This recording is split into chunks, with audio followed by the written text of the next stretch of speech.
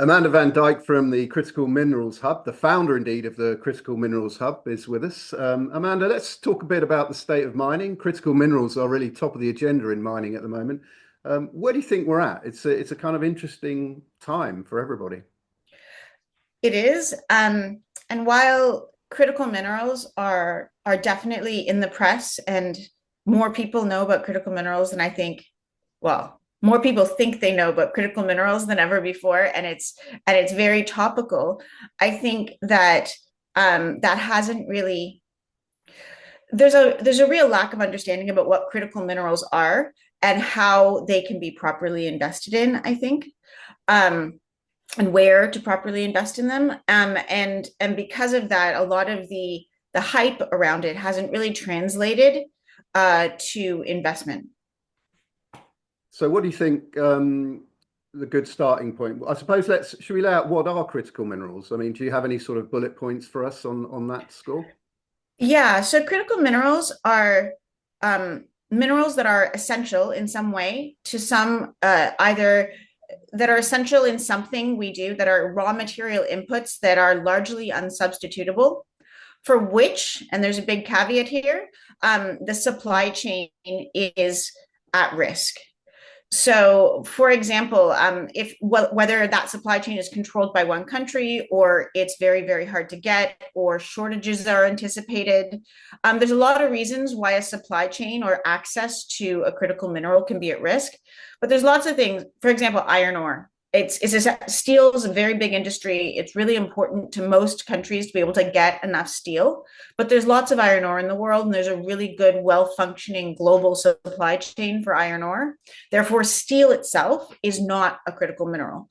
Um, Potash is a critical mineral. It's an essential input that goes into all farmed, everything that's farmed in the world, and it tends to be only produced in 3 or 4 countries.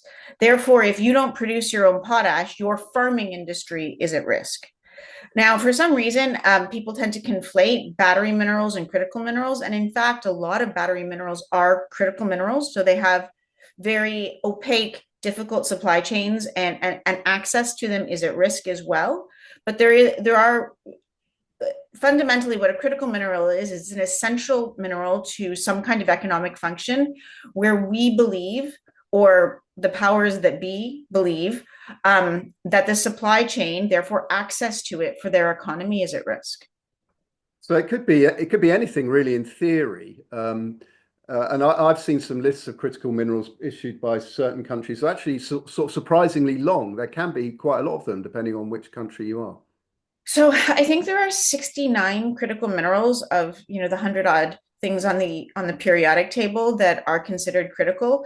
Now, what's critical for one country might not be critical for another. We mentioned potash earlier.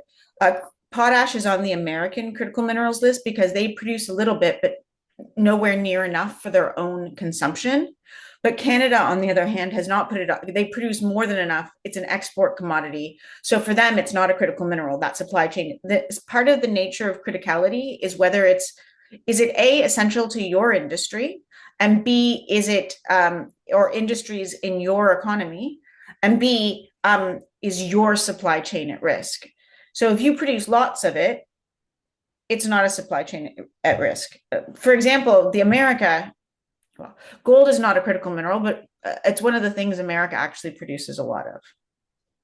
Yeah. So I mean, you mentioned Canada producing potash then. So I mean, one would assume that in spite of all the kerfuffle around tariffs and so forth, actually the USA won't have too much trouble getting potash from Canada, if it wishes to. I But actually think potash was exempted. So I was looking over right. the list this morning, and I hope I'm not getting it.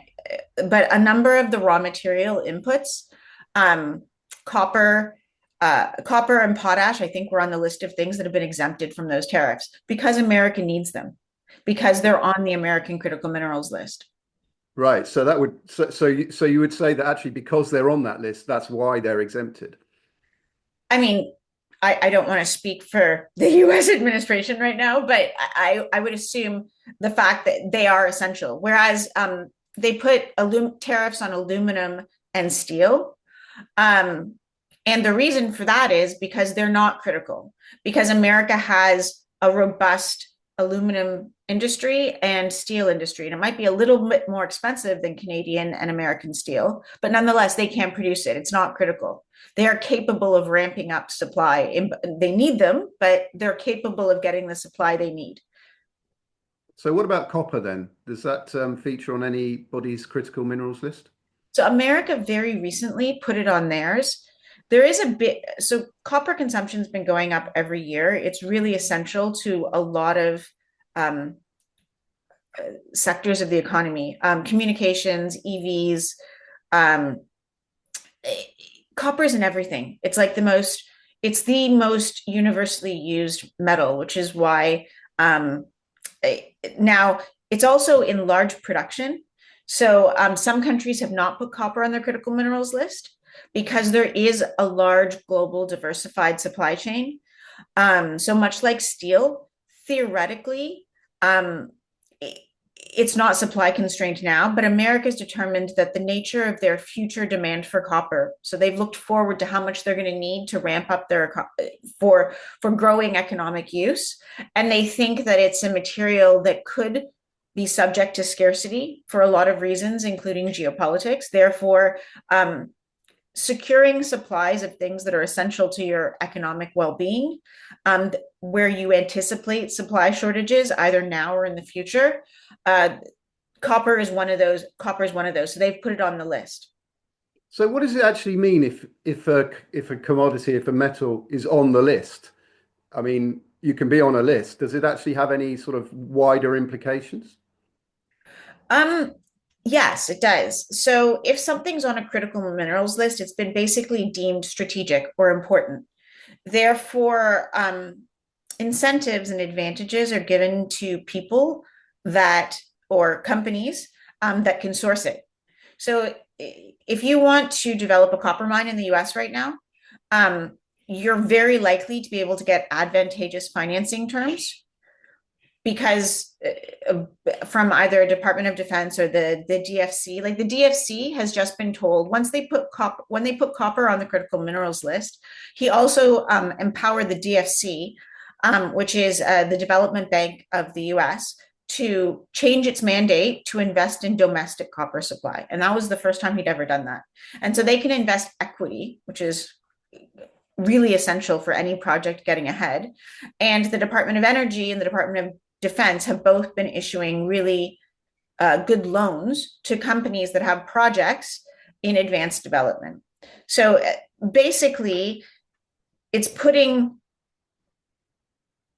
companies in the market on notice that if they start producing something that's strategically advantageous to the US government will respond by not necessarily giving them money, but making access to market easier. He also claimed, and this is yet to be proven, to be fair, that he was going to fast track permitting, which is now very, very slow in the US for American mines on federal lands. Now that's easier said than done. Anyone who's tried to fast track mines in the US has usually met with a lot of pushback, but things like fast track to be on that list means you get things like fast track permitting, and the government has departments specifically empowered to get access to these minerals. So your company could get fast track access into the country, tax exemptions, cheap loans, some equity investment, all that kind of stuff. Right. So it's like DEI for certain minerals then. I guess you could say that. Yeah. So I mean, if you've got, I mean, so gold is not on the list. I mean, silver is silver on the list? I have to check. I actually don't think it is. Silver is something that's actually produced in quite large quantities in a lot of countries in the world. It's a byproduct of a lot of different, over 50% of silver production is produced as a byproduct of other metals. So I don't think silver is on that list. And it's also a precious metal. You can't say it's essential to an industry. I think President Trump made some kind of acknowledgement that securing gold is important to the U.S. economy and gold mining is important to the U.S. economy, because gold I mean, he's trying to strengthen the US economy, and gold reserves have traditionally been associated with a strong currency and resilience for the national bank. Yeah, I mean, it's interesting watching him maneuver in this regard. I don't think they've publicly audited Fort Knox yet, which they said they were going to do. But I'll be interested to see if they actually do that. I remember an article from when I was a kid, actually, in The Economist that had aliens coming down from outer space in like the year 3000 or something. And they opened up Fort Knox, and all there was a big pile of IOUs. Right. Yeah. Otherwise known as US dollars in some people's opinion. Um, so I mean, let's talk about the obvious critical minerals. I mean, you mentioned that people equate critical minerals with battery minerals, and the battery minerals are critical minerals, even though there are some other critical minerals. So, in that regard, we're talking about things like lithium and the other components of batteries. Is nickel a critical mineral? Yep, absolutely. So uh, America doesn't depend. So criticality is critical to an economy. If you produce lots of it, it's not critical to you. The U.S. does not produce, to my knowledge, a lot of nickel.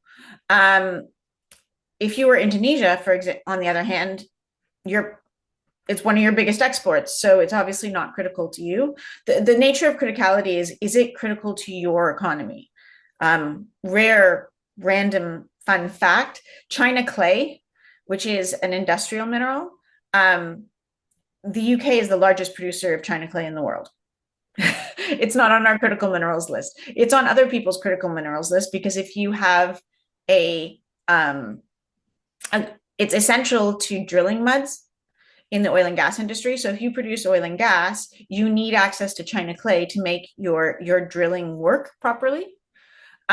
It's little things like that. So it's not essential to the UK. It's very essential to other countries. I mean, the UK's critical mineral list must be quite long because we don't really produce many commodities here at all. So it's whether you produce it or whether you have reasonable access to it. Both of them count. Um, and and much like steel, I mean, the UK doesn't produce much steel anymore, but they don't have iron ore or coal either as the main inputs, and it's not on our critical minerals list. Part of it is essential to an industry, and what's really interesting about battery minerals and their deemed criticality is, in actual fact, there are very few countries that produce lithium-ion batteries. It's like Japan, Korea, China produces the vast majority, and I think the Panasonic factory, like a couple of factories in the US, and the Tesla Panasonic factory in the US as well. But strictly speaking, they've been able to access those minerals, but it's more aspirational. The UK has deemed it important that they should have or want to have battery minerals going forward, or a battery industry going forward. Therefore, they think being able to secure access to those minerals is important.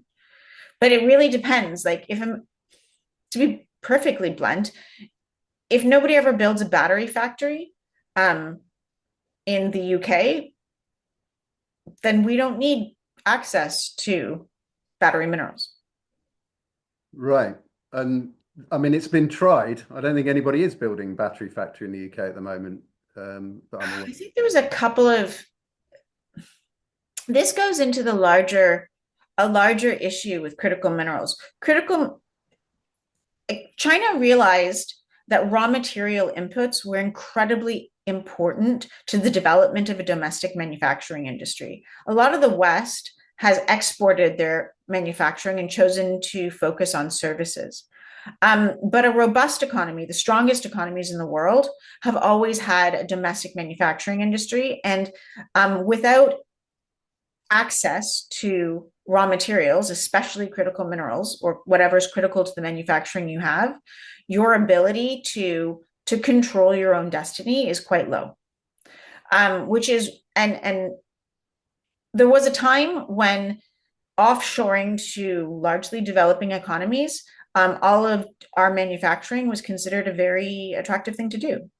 It seemed like it was cheaper. They could make things a lot cheaper with cheap labor and all of that kind of stuff. It's no longer as cheap as it was. Um, the amount of raw materials we need is higher, and our economies are suffering for lack of a domestic integrated manufacturing industry. And it also makes you very beholden to the countries that make all the stuff you need.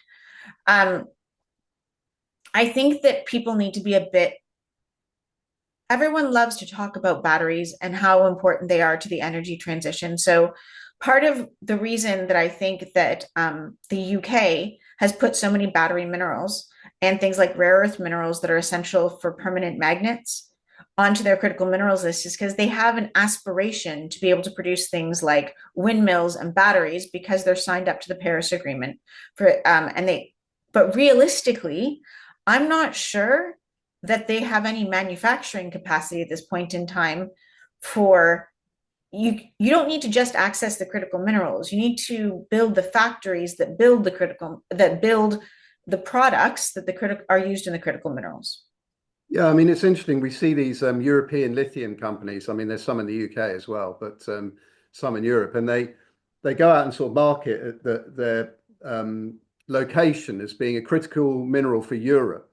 When in many cases, although it's great to have local supply, it will end up being shipped off to the manufacturing hubs overseas anyway, in China and the US. This product, so. So to be fair, there's two sides to that. You're absolutely correct. Um, right now, if you build a mine, you need offtakes. You need someone to buy your material. And right now, there's no buyers for the raw materials that go into batteries in Europe. There might be a few, but there's not very many. Not on the other hand, Germany especially is, as I believe, partnered with like Tesla and Ford. And now all of the German car makers have made a deal with CATL in China, the large battery manufacturer. They want to access batteries there. So Germany's decided, or German car makers have decided that trying to build an entire parts manufacturing hub in Germany is hard, but Ford and a couple other companies have decided they're going ahead with it. They're going to build it. So they anticipate needing them in future. And given the lead time for mining is like on average 15 years, securing Europe has a huge car industry. They have dates in the future where a certain percentage of sales have to be electric vehicles, and they want to start building battery factories throughout Europe. And I think that there's definitely a few countries and car makers who have real solid plans for building that. And it takes a very long time and a lot of money to build that supply chain within your own country. But if they build all of that and then they have no access to raw materials when they're done, they're kind of in trouble. So long lead items and offtakes from are an important part of securing a battery mineral supply chain if you intend to build battery factories. Does the European Union have a critical minerals list independently of its member states? Actually, it's the opposite. The European Union has a critical minerals list. It's been updated more than once. They actually have a critical raw materials act. So they have a whole raft of legislation on what's a critical mineral, why it's critical to the UK or to the European Union, sorry, and what they have done to incentivize gaining access to it. And they've done that in a number of ways. So similarly, they've said they're going to reduce barriers to mining in Europe. It hasn't happened yet, but they've said they're going to do it. They've said that they are going to incentivize their companies to secure sustainable supply chains that lead into Europe. So, and I think they've offered some relatively attractively priced loans. And also the European Union has a diplomatic service that does trade deals and aid deals and that kind of thing with developing nations, especially in Africa. And they've done some bilateral, they're not trade agreements, but bilateral trade intentions, like MOUs saying we would like to work with you on developing critical minerals, and in return we're going to do things like invest in roads and health and stuff like that.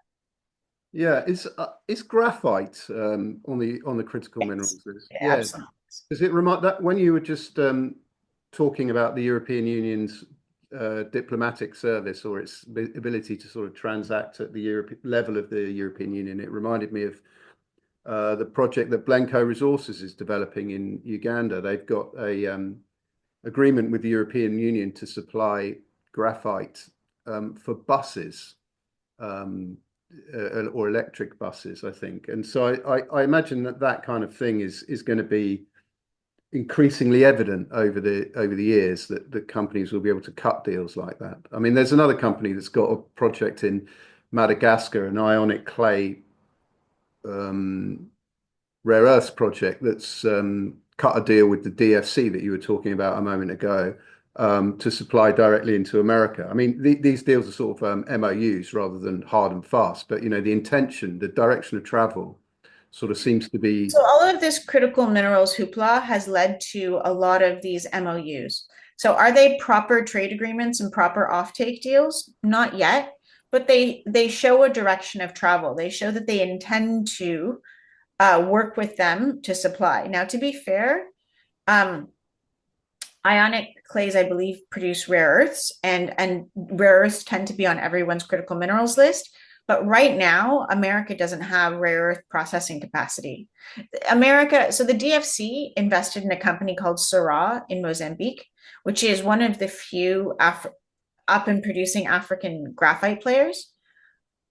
100% of Syrah's production, even though it's got massive investments and massive loans from America, goes to China. And the reason is because they don't have processing capacity in America yet. But they gave them those loans and they gave them that investment because they intend to build it. So that's what these MOUs are basically. They're a response to the Critical Raw Materials Act and the fact that different government agencies and departments have been incentivized to try to secure supply chains.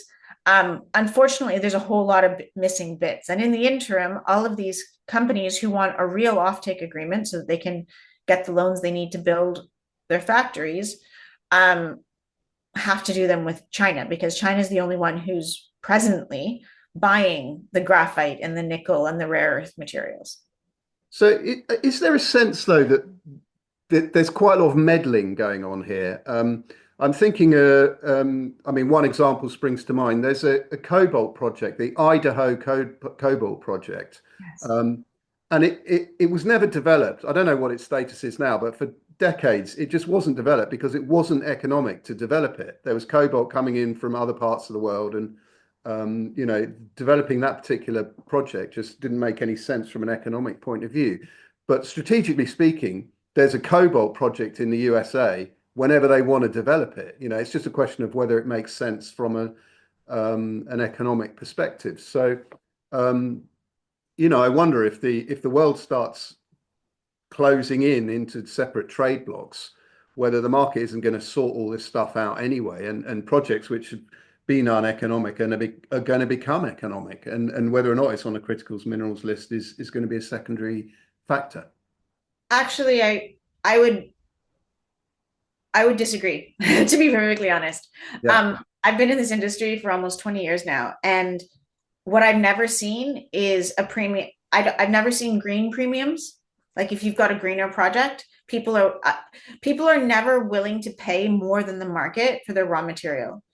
Now they might not be willing if you can't show transparently that there was a transparent supply chain that's not busting any sanctions or anything, that could be an issue. But the reason that project hasn't been developed is it's too expensive. And the market, nobody's going to agree to fund that project into production until it can anticipate it turning a steady profit. And it just being strategic, that critical minerals list, and the fact that it could get cheap loans, the Department of Energy isn't stupid. If they don't think they're going to get their loans back, they're not going to lend money to the project. While they're willing to, I think that there's a line. So yes, we want to incentivize, we want to increase the pot of money available, but in parentheses, we want to increase the pot of money available to economic projects, to sustainable and economic projects. We are not going to subsidize. They're not going to subsidize, and they never have, and they probably never will subsidize uneconomic production. Right, but cheap loans are a form of subsidy, aren't they? I mean, they're constantly being bandied around in what is it, the WTO or one of these organizations which kind of polices unfair trade practices. Cheap loans are still a loan. You still owe them the money back, and you still have to pay a rate of interest.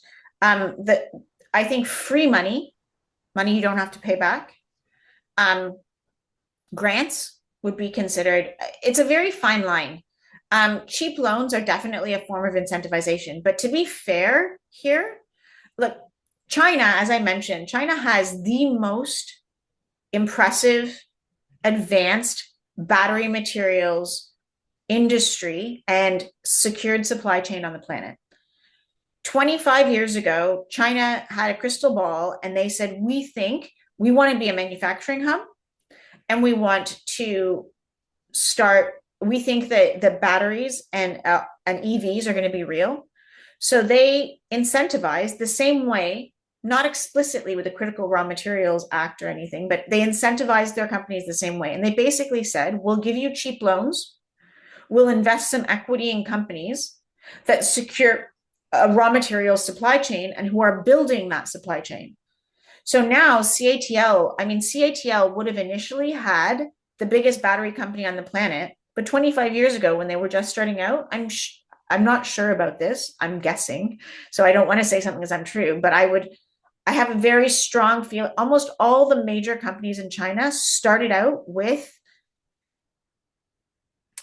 incentivized production, as in they were state-owned enterprises. So they had up to 80% of the equity to build their factories came from the government. And slowly but surely, as more equity came in and they became independent companies and they got bigger and more self-sustaining, the amount of government ownership came down.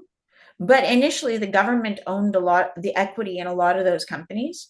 It also secured them with huge amounts of cheap money and cheap loans. The reason they have that battery capacity and that really secure global supply chain, from incentivizing traders, incentivizing like the companies that took the offtakes for cobalt in Africa. So cobalt, 70% of all the cobalt is produced in the Democratic Republic of Congo. It's an essential input to batteries.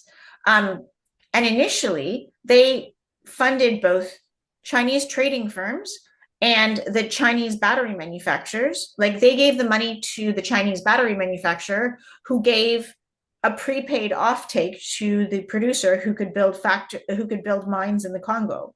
Now they have a long-term offtake agreement and a supply chain that leads directly to cobalt refineries in China because they secured that 10, 15, 20 years ago. Like the reason they have a battery industry is because they did what America and Europe are doing now extremely effectively 20 years ago. Yeah, so in a way, you're saying they invested long term and it's paying off. Yes. Yeah. So we're not talking about, I mean, it reminds me, or this conversation reminds me of Sasol years ago. You're probably too young to remember Sasol, but it was the South African oil company that basically did, I can't remember how they did it, but they synthetically manufactured oil and gasoline because there were so many sanctions on South Africa. They weren't allowed to import oil or gasoline from any country. So they just did it inside their own country. And in a way, that's one way of looking at a critical mineral. They kind of did it because, the market was closed to them. So they had to do it. And it was uneconomic from anybody else's point of view. But from their point of view, if they wanted petrol, that's what they did. But what you're saying is that's not really the dynamic that's going to play out here in terms of the various world trade blocks. They're still going to be doing it on an economic basis. But going back, China never said that they would pay. China actually got incredible deals. So a lot of these companies around the world, these mines around the world who needed offtake agreements and sales, the Chinese they they get a good bargain on everything. Often it's at a discount to production cost plus. The Chinese don't overpay for any of their commodities. They don't pay a premium. While they were willing to sign offtake agreements and give prepayments and things like that, um, and invest in the equity in mining companies. So they did all of those things, but they never paid a premium. They actually got a hard bargain. So they said, yes, we'll invest it. We'll give you the cheap loans to build your mine. But in return, you have to give us an offtake at a 10% discount to market. So when Yeah. people finance, they got really good deals. They didn't pay a premium to secure those offtakes. They got hard bargains. Yeah. I mean, do you think what's your view of China? Do you think they're I mean, they're so well positioned, let's say, as a kind of general statement at the moment. I mean, they're well positioned in Africa. They currently, as we speak, are kind of quite well locked in with Australia as well. But I mean, do you think this Chinese position is going to weaken as Trump puts the pressure on, or do you think they're actually in such a pole position they're just going to run away with it? Two-part answer. Um, China's in pole position. I mean, there's huge debt in China as well. For the last, as I said, for 25 years, they have built Chinese manufacturing and supply chains in every industry, including securing raw materials. The reason they have a good relationship with Australia is because they're the biggest buyer. They are the biggest, they are a very large miner in and of their own right. They didn't just invest in foreign mining and offtakes, they also invested a great deal in their own mining industry. But they also invested in all the processing, chemicals, supply chain, refining in their own country and the manufacturing. They're in pole position because they spent 25 years investing huge amounts of capital into developing this industry. And they have it's manufacturing infrastructure. We woke up about 5 years ago to realize that offshoring all of our manufacturing was not, and buying everything back as finished goods was a very bad idea. I mean, it was a lazy, failed business model. China's in pole position because they have all of that investment, and they've developed good industries. There's no reason that we can't develop those same industries, but we need to change our approach. And I know this is a slightly unpopular position, but from an economic perspective, Trump, of all of the critical raw materials acts, the ones in Canada, the EU, the UK, the one with the most teeth is the Americas, and what's the changes Trump has recently made. His empowerment via their critical minerals list of saying we will invest in domestic manufacturing and domestic production of critical minerals. We will invest in companies that go abroad and secure those critical minerals for us. And they're doing the exact same thing China did. And they've got teeth to it, real teeth to it. It's not just legislation that sounds good that won't work. There's pain in the short term, right? It's not going to be easy. Yes, we can compete with China, but we have to make the same long-term investment that they did. And we're late to the party. Yeah, I remember when the super cycle, the so-called super cycle, was sort of underway in the early 2000s. There was a kind of catchphrase or soundbite that was thrown around, which is China's thinking in terms of the next 100 years, and the Western economies are thinking in terms of the next fiscal quarter. And you know, that's the kind of way, that's the sort of comparison that I think you're making here in some respects. So domestic manufacturing, just like infrastructure, they're of great value to every country. Strong, China is the second largest, some say largest economy in the world, but they have spent 25 years building energy infrastructure, building infrastructure, roads, rail, manufacturing, integrated industries, putting huge amounts of money into their universities. China graduates 10,000 material engineers a year. Do you want to know what the combined graduate of material engineers in all of the West is? I mean, all of the West, as in Canada, the US, the Europe, and Australia, for lack of It's less than 1,000. Right. So they got 10 times more. At least. Right. So do you think America's going to become more of a presence in the global mining scene then? Because I mean, it's always been interesting to me that although there are some sort of major American players like Freeport and I mean, to a degree, the Nevada gold companies, the mining industry is quite heavily weighted in terms of its major operators outside of America. But if the Americans are really going to get serious about this, do you think they're going to come up in the world of mining and start to have an even bigger presence? And do you think perhaps American listings of some nature, like NASDAQ or whichever the appropriate market would be, are going to become more common? It's always been the case that early stage mining and development has tended to be listed in Canada, and they only graduate to the American exchange when they go into production. And that's a historical thing. And given the strong relationship between Canada and America, that was considered a safe bet. Like the working order of things. We're not sure that working order of things is going to continue. But Trump has also done some amazing stuff about, he's put out there at a level that Western governments have never done before. I recognize manufacturing is important. I recognize access to critical raw materials is important. And I am empowering the US government to incentivize any Americans to secure that, foreign and domestic. So they're doing everything they can. If they fall out of bed with their friends like Canada, they can make other friends, like Russia, that has more minerals than Canada. Or take over Greenland? Yes, they could take over Greenland. Personally, I think and they've threatened Canada with the 51st state as well.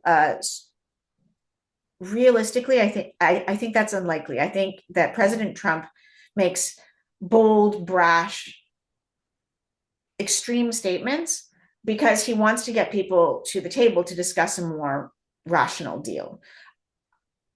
If I had to make a call today, I'm willing to say I do not believe Canada will become the 51st state, and I do not think that Greenland is going to be taken over by America. I think that better trade deals, smart trade deals, that are mutually advantageous to America, Canada, and Greenland are in the offing.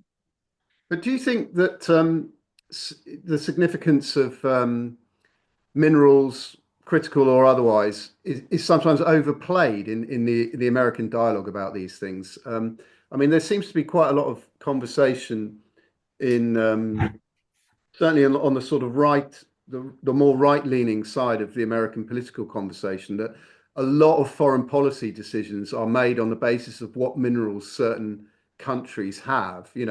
People talk about the minerals of Afghanistan being part of the root cause of the Afghanistan wars that we had earlier in the century. And I always think that that kind of thing is generally overplayed. And even this Ukraine minerals deal, which was talked about in the last few weeks, obviously that's a good, that's a good example of something the Americans want to do with securing minerals. But I'm not sure how economically significant that kind of thing really is in terms of the global economy.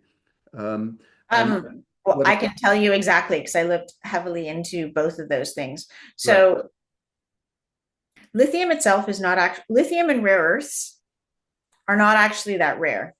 And the theoretical lithium wealth of Afghanistan that they said was part of, was it the second Gulf War, has never materialized and no one's ever developed it, the Afghanis or anyone else. In the 20 years of that conflict, nobody ever managed to get anywhere near the theoretical. I would also say there are zero rare earth minerals reserves proven. Like they've got some soil samples.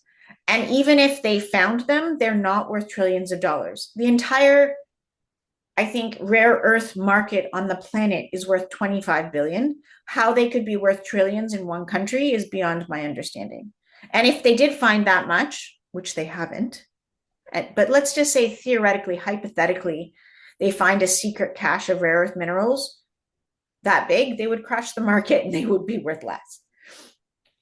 I think that unfortunately, and this is one of the reasons that some of the parts of the industry have come together to support me to develop this critical minerals hub. There's huge amounts of misunderstanding out there about what a resource is, what a reserve is, what it takes to develop not just mining, but an entire critical minerals supply chain that can actually supply an industry properly.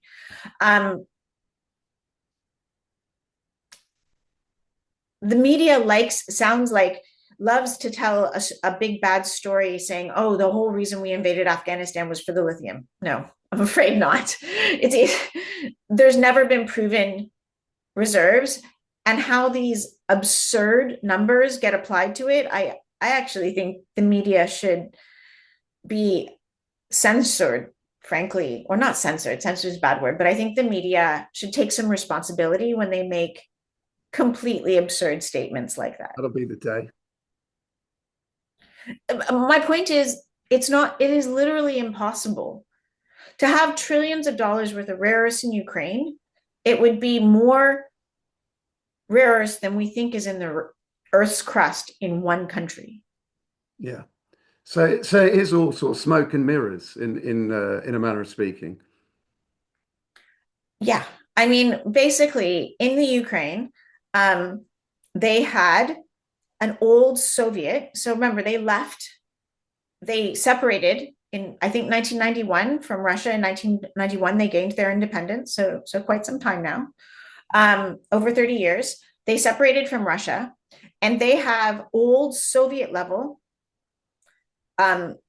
papers that said they saw indications of potential rare earth minerals in a certain region. So they literally done a couple of soil samples, if you know from exploration, and said, we think there is a presence of rare earth minerals in this region.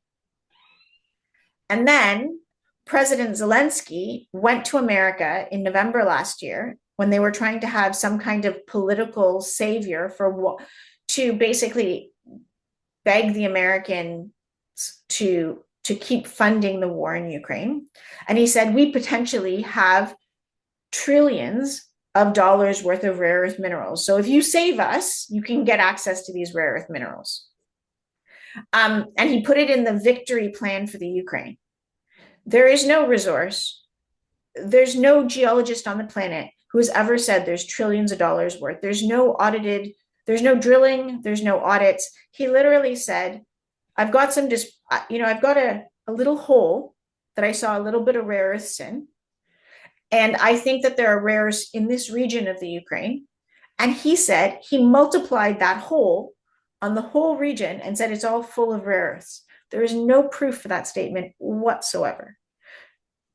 Interesting. I mean, it's not really new, this combination of media hype and sort of frenzy about minerals. I think when Rhodesia was invaded in 1895, everybody thought they was going to be hugely rich in gold and other commodities. And, it goes back to when the Europeans went over to South America. And the reason they focused on South America as opposed to North America is because they thought that's where all the gold was, and El Dorado and myths like that. So, I mean, invading countries and combining it with hype about mineral wealth is, I guess, as old as time, really. So what I would say is, yeah, you're right. It's something we've been doing for hundreds of years. Wars are really expensive. And if you want to justify a war to a domestic population and why government money or state money is going towards that, you put out a myth of riches. Yeah. And all you need is some guy who pans for gold. They actually did there was a gold rush in Canada, and they definitely in Canada and the US all along the Klondike Ridge, on the West Coast. And this is, so a couple guys went panning for gold the old-fashioned way in lakes and rivers. They found gold, and thousands of people rushed out to start panning for gold. Did they find some gold mines? Absolutely. Have they produced lots of gold? over the last 150 years? Absolutely. Was the whole mountain range peppered in gold? No, absolutely not. Yeah. Well, I mean, there's a sort of a maxim in the industry that the way to make money in those days was actually to supply stuff to the miners who were never going to find anything, but you'd still be able to sell them their kit, and that was how to really get rich. To be fair, one of the reasons that, I mean, the guys who made like the big original American families, a lot of them were in railways, right? And one of the reasons they developed California was because they ran a railway out there. And how one of the ways they justified developing California and running an extraordinarily expensive railway from the east to the west was because California had gold. And it's true. California absolutely does have gold, but not enough to justify a railroad all by itself. Yeah. So these things become It, murky and muddled and mixed up in high politics.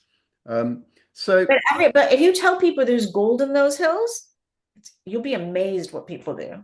I mean, it's literally a 150-year-old Western tradition to go nuts and to imagine riches being found and digging. It's like digging money out of the ground. They think it's a lot easier, and yeah.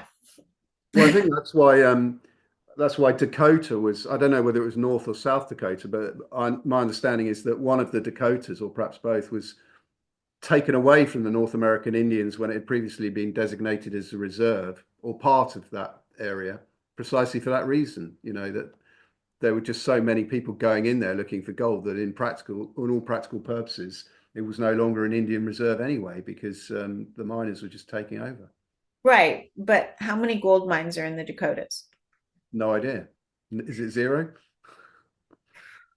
They might have found a couple. I'm not sure that there are still any gold mines in the Dakotas. There might have been a few. Like, as I said, they might have found a few mines and mined them over 20 to 30 years. But to my knowledge, there's no active gold mine, like no commercial scale gold mining in the Dakotas. Yeah. So it's a case in point. So to bring it back to critical minerals then, or critical metals and critical minerals, you're the founder of the Critical Minerals Hub, Amanda. What does it actually do? So we are in the process of working with partners in industry to raise levels of public awareness of critical minerals and their supply chains, where they are, where the mining and production is, where the reserves are. So where we actually know there's reserves in the ground, so the future minerals, as far as we know it today, and how the supply chain works. Because the reality is President Trump is correct. The world is going to need significantly more minerals going forward, even if we don't energy transition. Taking a step back, the World Bank about 5 years ago did some complex things at the present pace of technological development of global economic development and technology, like no energy transition. By 2050, we're going to have to double how much stuff we mine out of the ground, which metals and which quantities. Things change, things evolve, but nonetheless, we are going to probably have to mine twice as much in the next 25 years as we mine today. If we energy transition based on the present IEA plan, we're going to need to quadruple how much we mine. That's a tall order for an industry that finds it very challenging to grow 5% a year in terms of global tonnage of everything we mine, right? Like how many tons of iron ore, copper, gold, rare earths we mine out of the ground in aggregate? It barely grows at 5% a year. And he knows that if he wants to secure American manufacturing, any economy that wants to secure access to the minerals and the energy that is so essential to their economic well-being, they're going to have to secure them. And given that we know demand doesn't go in a straight line, but overall we have a pretty good forecast of what we're going to need. So knowing that it's going to be necessary for the economic security of of the West and the world as a whole means securing your own supply is very, very important. But in order to secure that supply, we need to understand it a little better. And the level of understanding of critical materials and critical minerals is exceptionally low in the public as a whole. You need to know what rare earths are, where they're found, where they're mined, how they're processed. Um, if you want to understand, if you want to be able to go out and secure them, and if you want society at large to come along on this journey with you and invest in something real that isn't a dream, understanding what you're investing in is really important.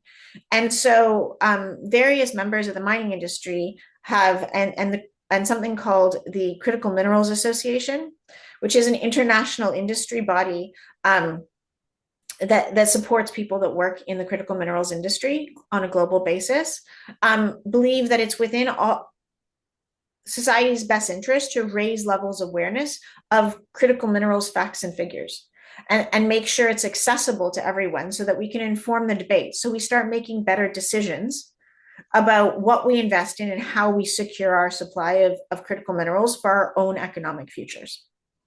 So an interesting turn of phrase, inform the debate. Do you think there is much of a debate? Because I get the impression that quite a lot of this is sort of top-down thinking from politicians who haven't really thought the whole thing through in that much depth. And so perhaps this is where your organization comes to the fore, and you could start by educating some politicians.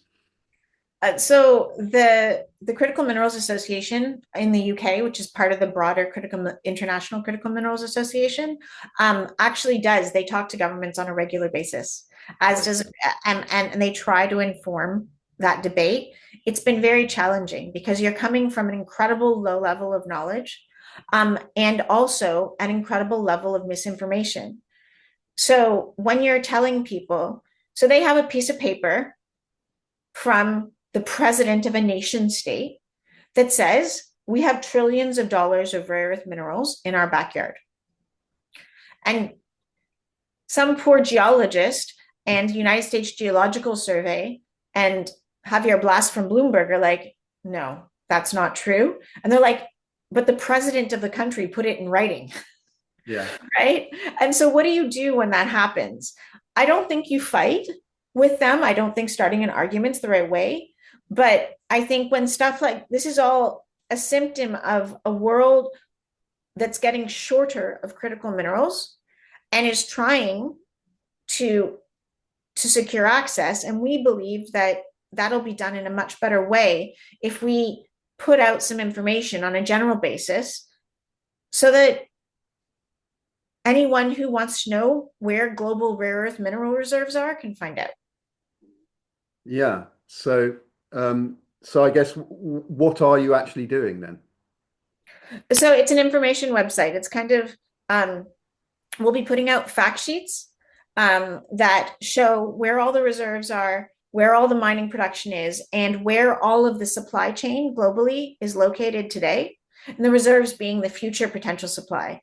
In order to mine something, anything that's going to be mined in the next 5 to 10 years is in a reserve today. While exploration and resources are great, it takes 15 years to develop a mine at present. I'd love to see that be shorter, but that's how long it takes. So knowing what the situation is today and explaining in simple terms what's critical, like we all talk about, everyone's like, we need rare earth minerals. I'm just going to put this out there. Do you know what rare earth minerals we need and why? Well, don't we need to put magnets into our windmills? That's my top answer. And you're right. That is a very, very good answer. And we need to put something called dysprosium, one of the 17 rare earth elements, and into our windmills, and neodymium. Those are 2 of the 17 rare earth elements. Not every rare earth deposit in the world is high in those elements. The reality is we throw away half of them. They're not worth it. Right. Right. And all of the refining of rare earths. So 10% of rare earths in the world they've restarted a mine in California, and they've recently started batch scale testing in Texas of processing those rare earths. But at present, they still sell all of that production to China. Interesting. But so, I mean, you mentioned a little while ago that rare earths are not actually that rare, but are they unevenly distributed, perhaps? Like all minerals, there's the how much is in the Earth's crust as a general number, but we tend to, on average, mine something that's at least 1,000 times greater than the average distribution in the Earth's crust. So we need to find an economic deposit. We need to find concentrated deposits. Um, there are actually a lot of rare earth deposit, kind of like your cobalt example, and the fact that we know there's a really good cobalt deposit in Idaho, but nobody has developed it. It stayed in the ground because it's not economic to get it out. Yeah. So there's a reasonable amount of rare earths out there. Um, it's not all economic to get out, but in addition to that, and rare earths prices have come down in the last few years. All of the processing of rare earths is what's actually the most expensive part. It's not the rare earths themselves, it's the ability to process them. And the fact that 90% of that processing happens in China means that they own the market and they actually own the price. When they get annoyed with prices being too high, they just demand overproduction. So, is there no economic case to be made just for building a rare earth ca processing capacity inside the US or Europe? Does that not make sense So, no, economically? there's definitely an argument there. And the Australia, I said 90% in China. 10% of it is actually in Australia or owned by Australian companies. Right. And America, I believe, so the company that produces 10% of the world's rare earths, not processes them, is, I believe, trying to develop, the reason they're doing that testing in Texas is because they intend to build a rare earth refinery in America. They intend to refine all their rare earths. And that's the kind of thing that the American critical raw materials incentives is going to help, right? They're going to help them build. I mean, a rare earth refinery can cost, I believe the one that they built in, it was over $1 billion, the one they built in Australia. So to build one in America, they're going to need a lot of money. And getting access to both equity and debt to build that capacity in America is the kind of thing that they're doing. And you're right, they should do it. So organizations like the DFC, which we referred to earlier, are going to be involved in that kind of thing? I believe so. It's been like 2 weeks and nobody really understands how this is going to work yet. But theoretically, the DFC has been empowered. It used to only invest in developing countries, but it's been empowered to invest domestically in critical raw materials capacity. Right. And whether that means just mining or it also means refineries and processing capacity, I'm not sure, but I imagine it would. There was a period of time as well where we saw some money from President Biden's Inflation Reduction Act kind of seeping into the mining sector as well. Is that money still around? Do you know? Um, so this is actually the one thing that both sides of this is probably the only thing they agree on. They both agree that the Department of Energy and the Department of Defense and the DFC should be empowered to secure critical mineral supply chains to the US. That's so there was an executive order in the first Trump administration. It was not changed by the Biden administration. It was actually he put more money into it. And now with this new executive order and adding a couple more things to the list, the Trump administration is actually giving even more power. So this is a rare glimpse of bipartisan support for at least the concept of securing critical mineral supply chains to the U.S. market. So is it your view perhaps that we might see a greater American presence in Africa then? Because it's always perplexed, I think, some people inside Africa that the continent was sort of given over to Chinese interests about 25 years ago, and the American presence was kind of just held back or kept to a minimum. And it was sort of seen as by some as a sort of strategic mystery why the Americans were doing that. But I mean, do you think that perhaps that dynamic might get reversed? I think that both the European Union and the US have made noises and made public statements about encouraging investment in things like the libido corridor and mines and stuff like that in Africa. You believe it or not, USAID had some investments in, so the libido corridor goes from like Angola and Namibia across the continent into the Democratic Republic of Congo, where there's a lot, and Zambia and stuff, where there's a lot of copper and cobalt and other things, and gets it out to port. And I mean, I think it was tens of billions of dollars to build this massive infrastructure network. And I think the US had started investing in that to begin with. If they're going to continue, they'll have to do it through the State Department. I think they will start investing more, but the challenge has always been, I've done a lot of work and a lot of investing in Africa. And while Africa really wants lots of investment and they do have minerals, they have next to zero infrastructure required to make mining work. And mining without infrastructure is a stranded asset. It doesn't do anything, right? You can have all the copper in the world, but if you have to truck it all out over thousands and thousands of kilometers, you've lost your entire, like it's not worth it. Mm. And the problem with Africa is to develop Africa's mineral resources, you also have to develop all of Africa's infrastructure, both energy and physical networks. And it's expensive. It's more expensive than a lot of other countries.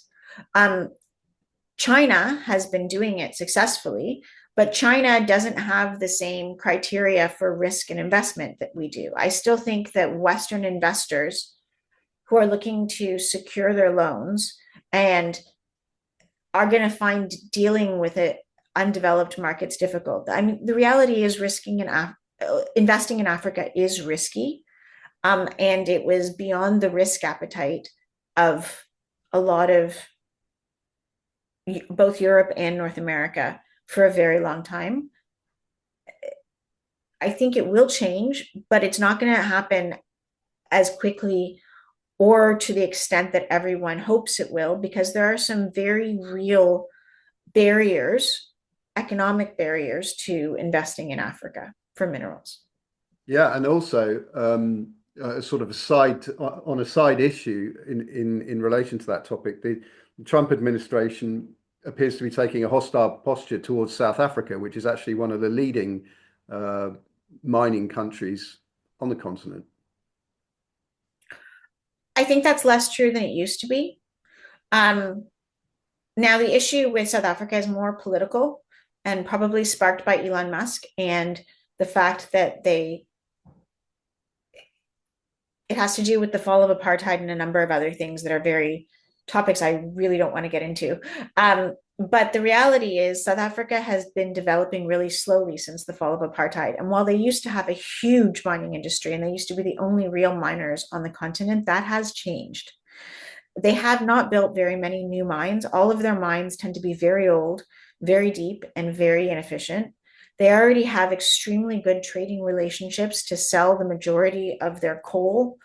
I think a lot of their coal exports go to India, and things like their iron ore and nickel, among other things, tend to go to China. And they've got longstanding, like I think if you actually looked it up, while they do produce a lot of mine materials, you're not breaking some great trading.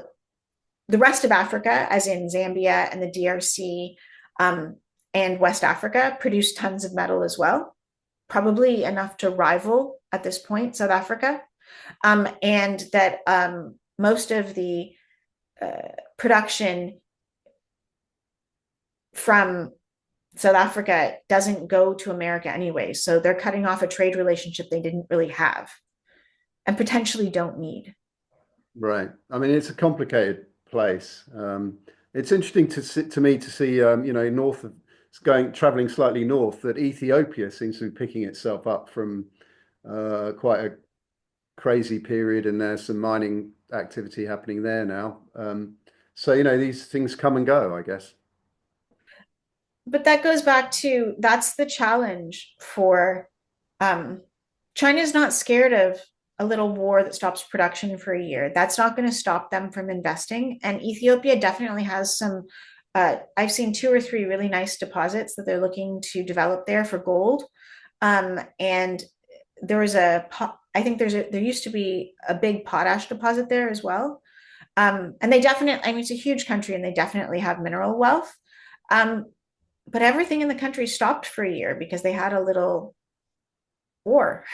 Yeah. Um, that kind of thing tends to really scare Americans and Europeans. China, not so much. So, as I said, while I think that there's a willingness and a desire to expand their horizons and invest in mining, I think that investing in Africa will continue to be a challenge for them because it's, I think they'll do more of it and I think it'll increase, but maybe not to the extent everybody hopes it will, because fundamentally there's a lot of risk in Africa and it's beyond the risk appetite of most Western investors. Yeah, I mean, it's sort of the impression you're giving really is that China is just on many levels just a bit more committed to this space than the Western countries Oh, have yeah. been, probably are. You know, And they're more comfortable with stuff that we're not comfortable with. So, look, Africa, I mean, Africa's a corrupt place as well. Bribery is rife. China doesn't have the same issues with bribery and corruption that, I mean, they say they do, but realistically, I've worked in Africa for a long time, and to secure a mining license, we know money changes hands. In the West, we simply cannot do that. We go to jail in our own country if we pay a bribe. We can't touch that, right? No matter how much we want their copper, we can't pay a bribe to get it. And if China is willing to pay the bribes, they will get the access. That's just, it's an unfortunate reality. And there is an argument that maybe America, even though it's less profitable and only marginally profitable, what I think, to go back to what you were saying earlier, so if you have $1 billion to invest in a new copper mine and you want to secure American supplies, are you better off investing in a copper mine in your own backyard in, let's say, Arizona, that only makes a 5% profit? So it's not the best investment on the planet.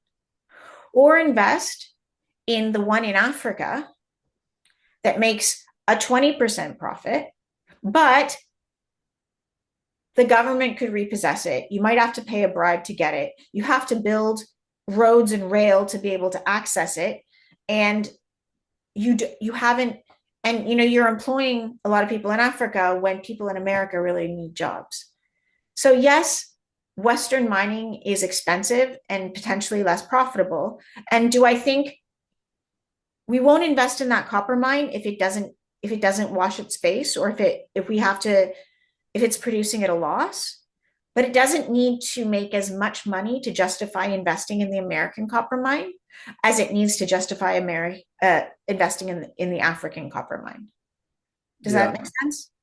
absolutely. I mean, the Africans, also plenty of different countries in Africa, of course. But I remember when I was starting out in the world of mining, um, there were still long memories about the sequestration of the Zambian copper mines, which I believe happened in the 70s and 80s. And 20 years later, I was starting in the industry, and people still remembered that and were like, "We're not investing in Zambia." And so it took I mean, Zambia is reasonably popular destination nowadays, as you and I speak, but it took like Right. 30 years to come back from that. Yeah, and for good reason. If you were one of the people who'd invested hundreds of millions, if not $1 billion, in developing mines in Zambia and it suddenly got nationalized and you lost your investment, you would be, that kind of thing tends to leave, it's a memory, right? And as much as you want copper and as much as you want to invest in Africa because it's good for African economic development, capital markets aren't charities. And risk there is real. People who have nationalized assets can do it again. Yeah, I'll be interested to see if anyone tries to nationalize some Chinese projects, what kind of reaction and that provokes. But presumably we can refer back to your previous comments about corruption and to see how So the they. Chinese embassy in most African nations tends to be very close to whatever the central government buildings are, and it tends to be like the grandest building in the capital. And that's the thing about the Chinese. They've invested in a way that we haven't been willing to invest in the past. We used to invest with US aid, and US aid would give money to a bunch of programs. And then we would hope to get good economic deals on the back of that. The Chinese were much more explicit about it. They built roads, they gave the debt to the government. So in Zambia, for example, where they have lots of copper mines, they built all the roads in Zambia. They built rail in Zambia. They lent all that money to the Zambian government, and the Zambian government now, like 50% of their national debt belongs to more than 50% of their national debt belongs to China. They're never nationalizing Chinese assets. It's just Right. not going to happen. Their debt, most of Africa has turned into debt slaves to China. And it's very hard, and that gives them a lot of political power when it comes to securing mining assets, and keeping mining assets Yeah, it's interesting there. and running them the way they want.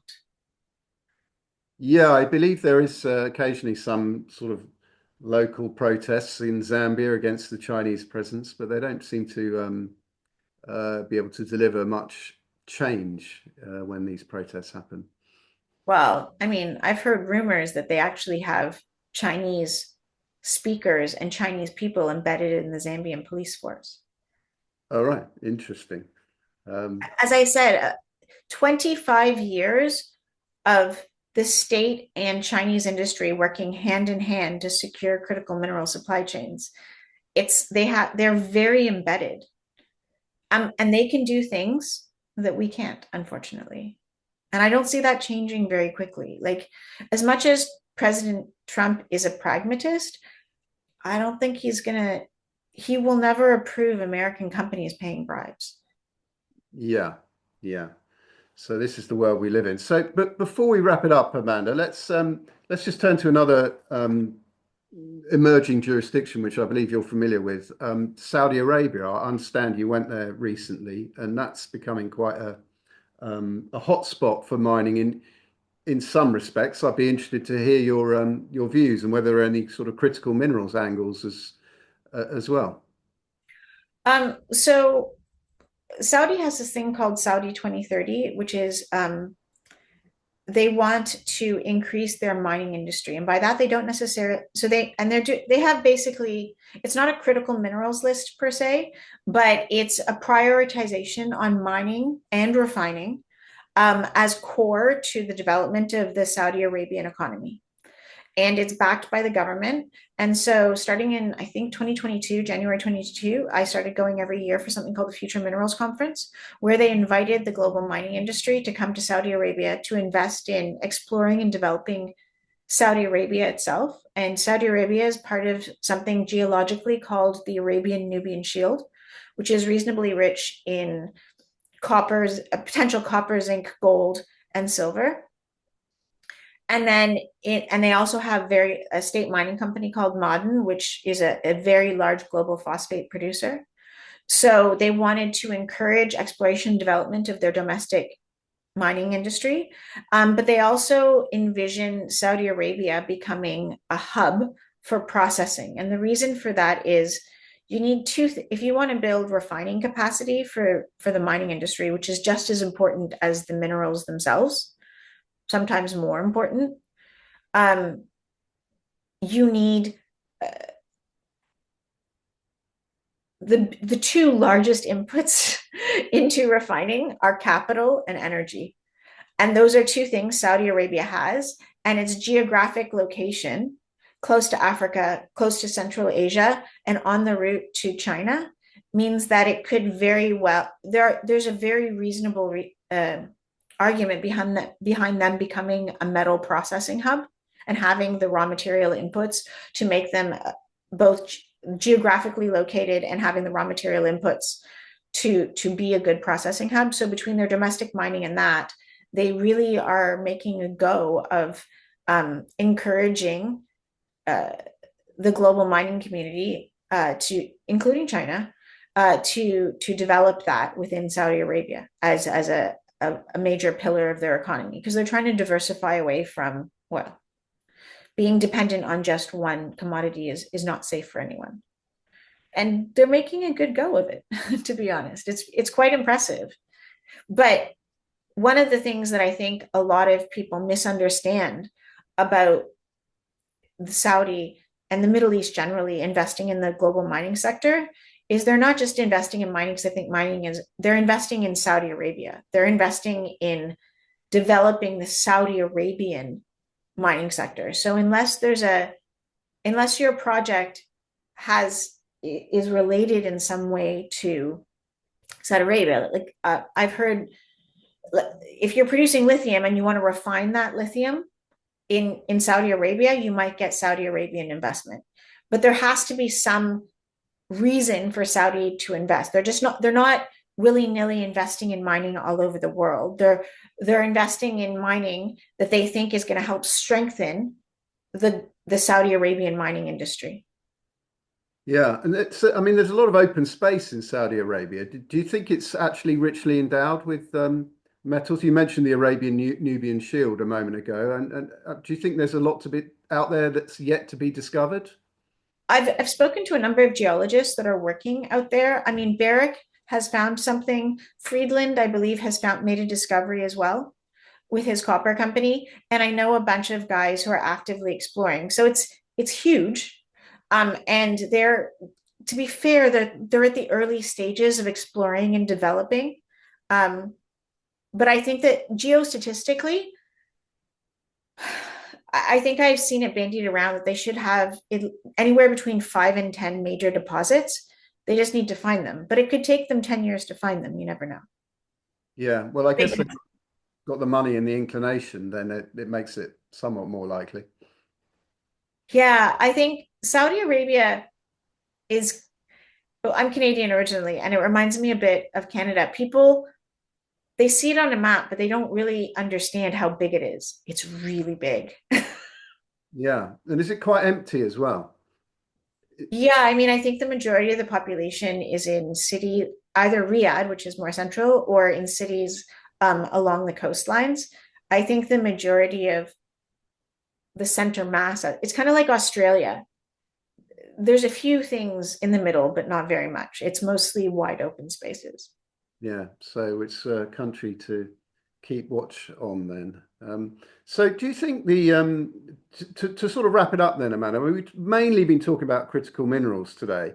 Um, do you think that this dynamic that we have, that there's so much attention on critical minerals and perhaps less at this point in time of a skill set in governments and generally speaking in terms of the economic analysis that gets done, do you think that this sort of prevailing dynamic is going to lead to a kind of strong underpinning in terms of the pricing of these metals and minerals? I mean, do you think that's going to be a major? Pricing is 100% demand and supply. And Yeah, ultimately, no government interventions can really mess with that, right? Like they're not going to build we're not going to build more cartels. And cartels have always failed. Ultimately, tiny changes in production. So nickel, there was a small 5% shortage in the global nickel market. The nickel price quadrupled. Then there's a small overproduction right now, and it completely collapsed. Finding stability and diversifying sources of supply is going to be important to getting price stability in the market. But at the end of the day, all the government incentives in the world cannot change that nobody is going to develop uneconomic mines. Now, I do think that the hurdle rate for returns is lower for Western projects, but there is still a hurdle rate, and that's positive returns.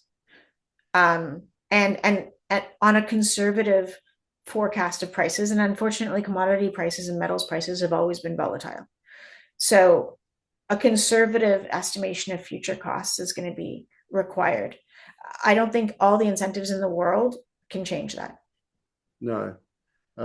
I mean, but we have had sort of attempted cartels that have prevailed for a while, though. I mean, I'm thinking in part of the De Beers setup, which sort of prevailed through the middle and later part of the 20th century in diamonds. And there's also been OPEC as well. I mean, that's oil, obviously, not minerals. But Yeah, but I mean, the diamond cartel is well and truly broken. And even OPEC, I think, I mean, how much of the market does OPEC control? well, not all of it anyway. Um, and to be fair, how effective have they been at controlling prices recently? I mean, uh, cartels are generally not a good thing. Um, Neither are wildly fluctuating prices. I don't know what, I don't know. The truth is, I don't know. I think price controls have always been very difficult. Um, and attempts at market manipulation tend to end badly. So it makes me very nervous to think about it. But the instability and volatility is also not good. So so we're going to have to find, I don't know if it's going to be a cartel, but I think maybe some forms of market stabilizing mechanisms might come in. Yeah, I'm just thinking about if we are going to have to produce 4 times the amount of commodities, which is a number you put forward. Four Uh, times if we intend to energy transition on the present plan. So yeah, yeah, I caveat that because the world tends, based on present technology for renewable power and renewable infrastructure, that's how much the World Banks estimate we're going to need.